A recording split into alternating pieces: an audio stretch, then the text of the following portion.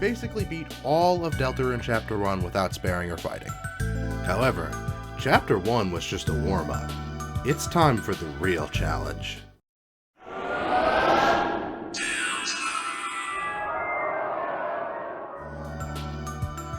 Wake up, walk around town aimlessly, and try out the dojo challenges. Unsurprisingly, the only one of these that's possible is the Graze Challenge, which is literally not even a real fight. Head to the library and get started with the challenge proper. Now, our first enemy encounter is Werewire, and these guys are going to be our Rudin of this run because Werewires begin the fight already tired, which I actually mentioned right at the beginning of this video. It's trivially easy to pacify them, so we can just breeze right past this Werewire encounter and... yeah, it turns out that you can't pacify an enemy without a party member that knows Pacify. So... the first encounter of Chapter 2, and it's a spare. I really hope that isn't an omen. At least Ralston comes out and pacifies them for us immediately afterwards. Continue on through the cyber field, pacify a few more Werewires along the way, until we get our first pacify-only recruit of the run. From this point forward, I'll only be counting enemies as a point for me if I'm able to recruit them using pacify, since that feels less arbitrary. Ride some teacups and dodge some music notes until we reach our first task. Task is another one-act pacify, with Susie's roar making the targeted task, along with every other enemy, tired. Not very interesting, but they're going to be really useful later. Now move on to a cutscene with Queen and... alright, let's be clear.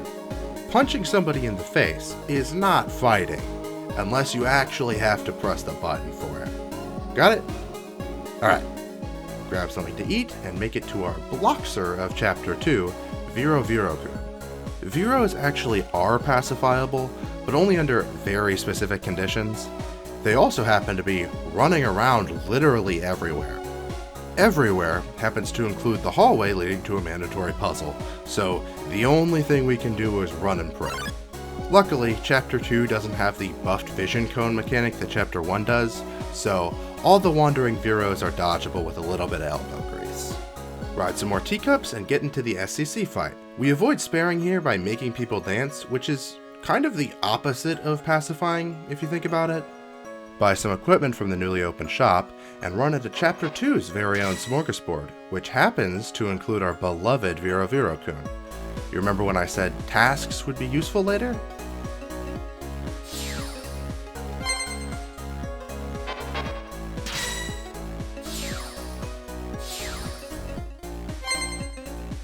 After applying a rigorous amount of antivirus to this room, complete another puzzle, ride another teacup, and collect Ragger 2, which is unnecessarily annoying to get. Make our way to the smart coasters and commit vehicular manslaughter. Fall into the trash zone, rush to get to Noelle as soon as physically possible so we can get a form of pacify back, and get caught by this mandatory pop-up on our way. Without any party members that know Pacify, we don't have a lot of options for dealing with encounters. But luckily, pop-ups can also be defeated by duplicating them with click until they crash, giving us a neutral victory. Head down this alleyway and finally pick up Noelle, then continue on to some puzzles and...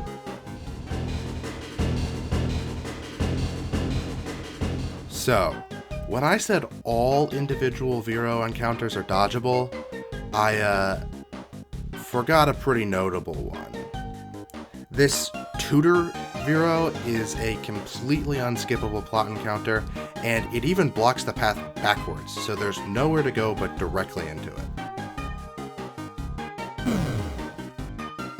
As a consolation, Noelle gives us an act that allows us to pacify, or I guess sleep mist, pop-ups. We've already technically recruited pop-up, but might as well do it properly. Now we can continue on into the city, and immediately run into another problem. The entire area is infested with ambulances and Viro-Viro-kuns. I'll be discussing ambulances in more detail later, but for now, just know that we can't pacify them. so we'll have to dodge any of their encounters. That means we have to be extremely careful in basically every room of this area, as any encounter would mean a failure. So, be one of the only people to actually engage with the dodging mechanics, then almost get electrocuted by Noelle, then go forward to this cutscene. Get too scared by this Virokun to get this item, get murdered by Toby Fox, grab the egg and the moss, more puzzles, then get to our next encounter. Mouse is another very convenient enemy, since Noelle's fear makes her tired.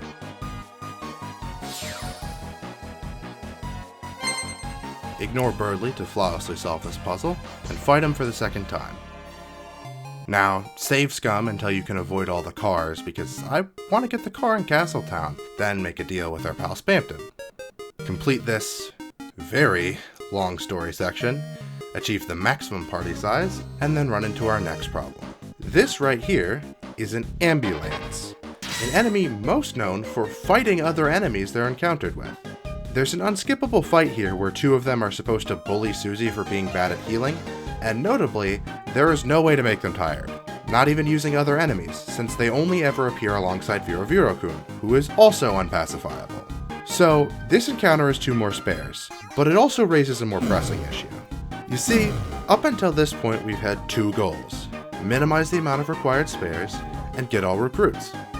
Until now, those 2 goals haven't conflicted with each other, since every recruitable enemy could be beaten without sparing in some fashion. However, since there is no way to pacify ambulances at all, they can't be recruited without adding extra spares. This mandatory encounter ends with getting 2 out of 4 recruits, but there's no other unavoidable ambulance encounters. So, from this point forward, I'll be tracking both the absolute minimum number of spares and the minimum for getting all recruits, and I'll be pointing out the differences between those 2 runs as they appear. Get bodied by fireworks, pop some balloons, and then run into 3 mice. We no longer have access to Noelle's Fear Act, so at first it looks like we're kind of screwed. Luckily, Susie can upgrade one mouse into a task, and then yell at her own cat to make the other mice tired, which is the second time Task has bailed us out of an otherwise impossible situation. Continue forward to this fun minigame section and... Okay, can I point something out? The electricity bar in this minigame is literally always active, and we know that these bars stay active as long as someone is holding down the button. Which means, why are Susie and Rousey taking turns jumping on the button? Noelle even describes it as Susie breaking the balloons when they reach the top, which not only doesn't mention Rousey at all, but also that's a bit of an exaggeration when Susie's job could be done by a heavy box. Okay, we're almost at the home stretch here, so let's speedrun this a little bit.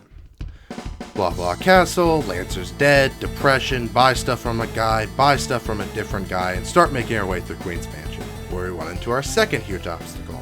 These pots. Alright, so, swatchlings. These delightful little guys only care about being color coordinated. And I mean only care about being color coordinated.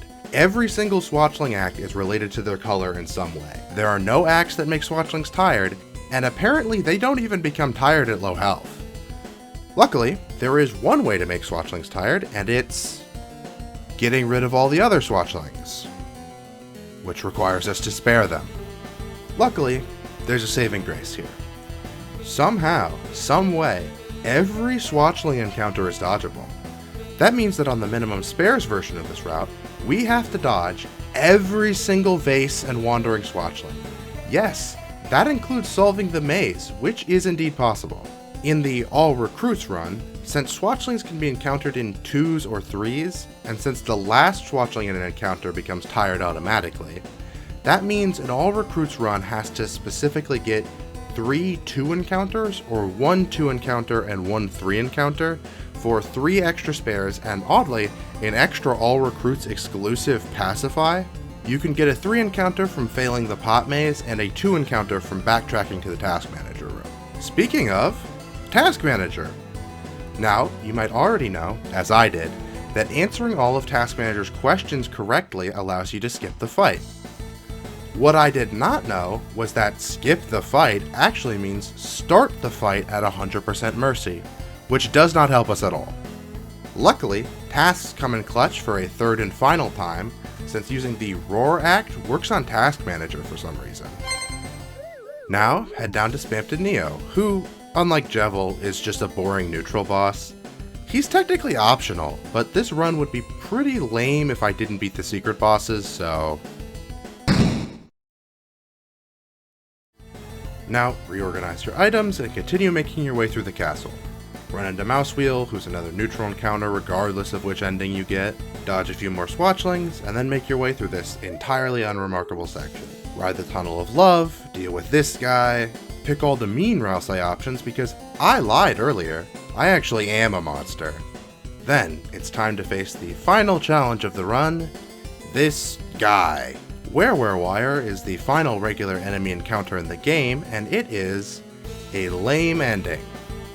Unlike its siblings, it doesn't start pacified, and there's no way to make it tired, but it's also dodgeable? It's kind of like the head Hathy to the first Werewire's Lancer's Hathys in the annoyingly unpacifiable category, but at least this one can be dodged on the minimum spares run. And now, we're just left with the big bad, the final boss, who does nothing interesting in this run, so it's just 2 neutral encounters. And with that, the Deltarune minimum spares run is over. And you know what that means. Let's get to the numbers. Throughout Deltarune Chapters 1 and 2, there were 9 mandatory spares over 5 encounters, plus 6 additional spares to get every recruit, for 15 total spares. Of these, 4 were from Chapter 1, with the remaining spares being in Chapter 2. On the flip side, we were able to pacify 15 unique enemies, with 1 additional pacify in the All Recruits run for a grand total of 16 pacified enemies, barely beating out the spares by 1 enemy. Of these, 9 were from Chapter 1 and 7 were from Chapter 2. There were also 17 mandatory neutral encounters, of which only Pop-Up was a non-boss. And there you have it, the minimum amount of spares required to beat every Deltarune chapter released as of today, August 30th, 2023. Wait. It's been how long?